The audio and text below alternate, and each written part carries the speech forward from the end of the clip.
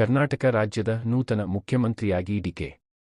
ಶಿವಕುಮಾರ್ ರವರಿಗೆ ಶುಭ ಕೋರಿದರು. ಜೆ.ಎಸ್. ಆಂಜನೇಯುಲು ರವರು ನಮ್ಮ ಮಾಧ್ಯಮಗಳ ಜೊತೆ ಮಾತನಾಡಿದರು. ಇವತ್ತು ಇದು ಡಿ.ಕೆ. ಶಿವಕುಮಾರ್ ಸಾಹೇಬರು ಸಿಕ್ಕಿದಂಗಲ್ಲ ಚೀಫ್ ಮಿನಿಸ್ಟರ್ ಪೋಸ್ಟ್. ಒಬ್ಬ ಸಾಮಾನ್ಯ ಕಾರ್ಯಕರ್ತಿಗೆ ಕೊಟ್ಟಿದ್ದಾರಂತೆ. ಎಲ್ಲ ಕಾರ್ಯಕರ್ತರು ಮತ್ತು ಲೀಡರ್ಸು ಭಾರಿ ಹೆಮ್ಮೆಯಿಂದ ಉತ್ಸಾಹದಿಂದ ಇದ್ದಾರೆ. ಇವತ್ತು ನೋಡಿ, ನಾಳೆ ಎಷ್ಟು ಜನ ನೋವು ಪಡ್ತಾರೆ. ದೊಡ್ಡದಾಗಿ ಮಾಡ್ಬೇಕಾಯ್ತು ಅಂತ ನಮ್ಮ ಹೈಕಮಾಂಡ್ ಏನು ಹೇಳುತ್ತೋ ಅದೇ ರೀತಿಯಲ್ಲಿ ಇವತ್ತು ಮಾಡ್ತಾ ಇದ್ದಾರೆ. ನಮ್ಗೆಲ್ಲರಿಗೂ ಕೂಡ ಭಾರಿ ಉತ್ಸಾಹದಿಂದ ಇವತ್ತು ಬಳ್ಳಾರಿಯಿಂದ ಬರ್ತಾ ಇದ್ದಾರೆ. ನಾಳೆ ಕೆಲವು ಜನ ಲಿಮಿಟೆಡ್ ಮೆಂಬರ್ಸ್ ಬರ್ಲಿಕ್ಕೆ ಹೇಳಿದ್ದಾರೆ. ಅದಕ್ಕೆ ಲಿಮಿಟೆಡ್ ಮೆಂಬರ್ಸ್ ಬರ್ತಾ ಇದ್ದಾರೆ.